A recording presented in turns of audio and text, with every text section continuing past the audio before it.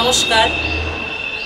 নাটক পঞ্চম বেদ পরিবেশনায় Nayabad cultural society.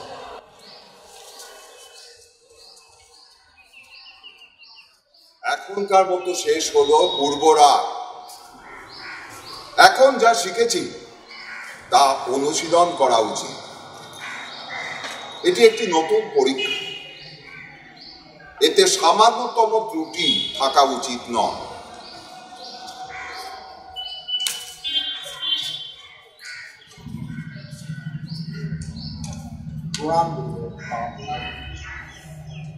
সর্বদা প্রেমময় থাকুন।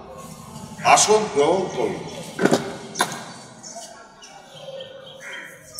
আপনাদের আগমনের উদ্দেশ্য যদি বলেন।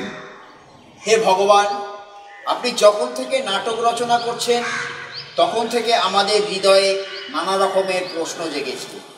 এখন সেই সব প্রশ্নের উত্তরের জন্য আপনার কাছে আসি। অনুরোধ করে দ্বিধা করবেন না। গুরুদেব, নাট্যশাস্ত্রের উৎপত্তি কোথা থেকে? এর উদ্দেশ্য আপনি খুব ভালো প্রশ্ন করেছেন। এই প্রশ্ন শুধু নাটকের নয়, জীবনের সারমর্ম বোঝার এটি একটি মাধ্যম। ত্রেতা যুগে মানুষ লোভ কামনার দ্বারা তাড়িত হয়ে অধর্মের পথে পতিত হয়। তখন ইন্দ্র ব্রহ্মার কাছে গিয়ে প্রার্থনা করেন যে এমন এক মাধ্যমের কথা বলুন যে মাধ্যমে একই সাথে দেখা ও শোনা দুই সম্ভব, যে মাধ্যম মানুষকে ধর্ম, অর্থ ও মোক্ষের পথে আবার ফিরিয়ে আনতে পারে। কিন্তু গুরুদেব, বেদ তো জ্ঞানের ভাণ্ডার, সেখানে এই জগতের সব রহস্য লুকিয়ে আছে।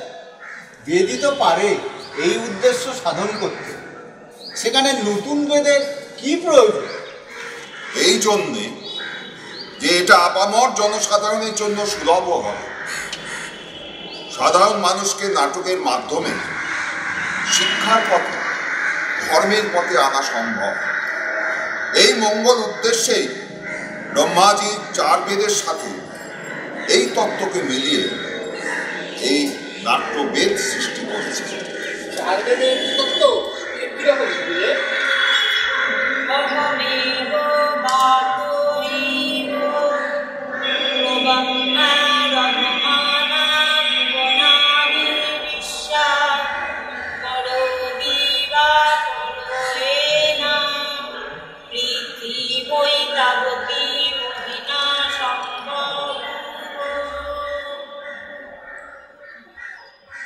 নাটকে এই পাঠ আপনারা শুনছেন ঋগ্বেদ থেকে। এটা ব্রহ্মাজি ঋগ্বেদ থেকে নিয়েছেন। এই সুন্দর গানের উৎস সামবেদ থেকে নেওয়া, অভিনয়টা যজুর্বেদ থেকে, আর অথর্ববেদ থেকে এর নির্যাস নেওয়া হয়েছে।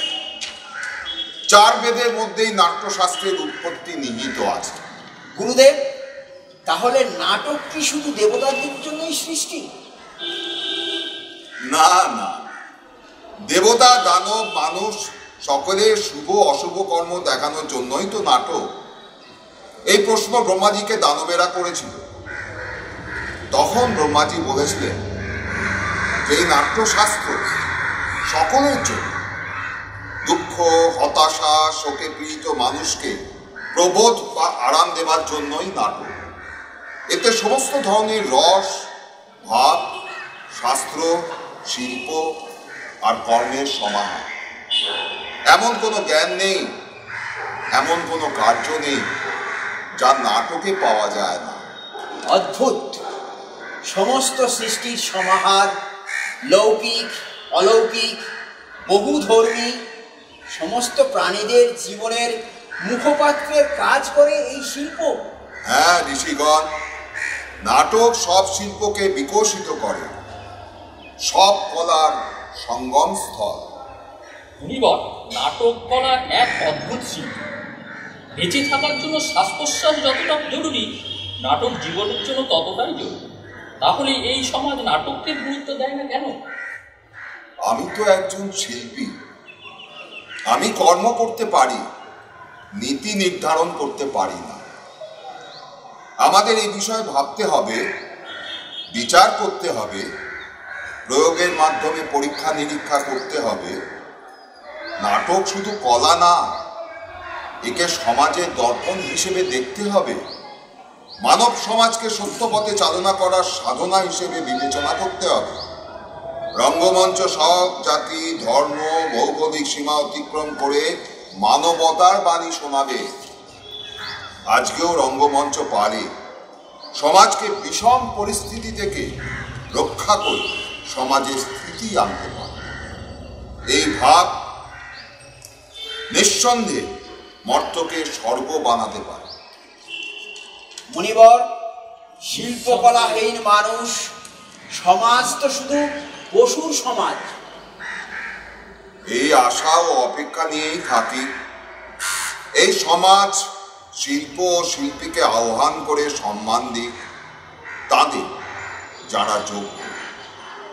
তাই তো আমি নাট্যশাস্ত্রকে পঞ্চম বেদ বলে প্রচার করি। সমস্ত বেদের জ্ঞান একসাথে।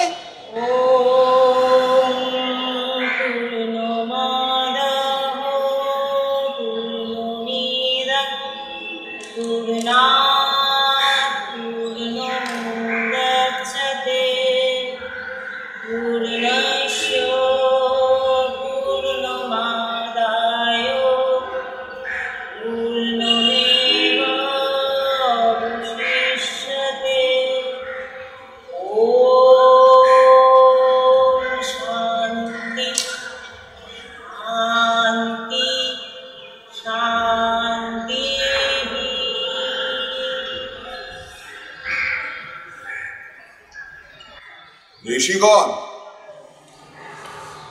আমার রঙ্গকর্মী পুত্রগণ আপনাদের স্বাগত জানানোর জন্য অপেক্ষা করছে।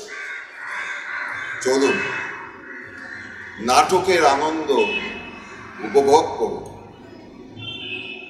এই রাষ্ট্রের আশা পূর্ণ হোক, বৃদ্ধি হোক, সৃষ্টি আর আনন্দের কলস পূর্ণ হোক, ধরিত্রী ফুলে ফলে বিকশিত হোক, নির্মল আকাশ হোক,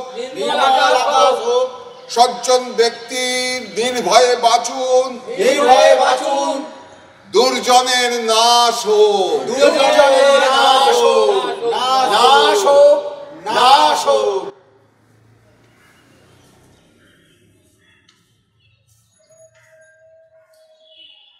পঞ্চম বেদ নাটকটি শেষ হল। অভিনয়ে ভরতমণি সবিতাব্রত রায়, ঋষি 1 আশিস কুমার মণ্ডল, ঋষি 2 তাপস নাথ, ঋষি 3 অরিজিৎ সর্দার, ঋষি 4 মদন মণ্ডল ও নেপথ্য কণ্ঠে শর্মিষ্ঠা রায়।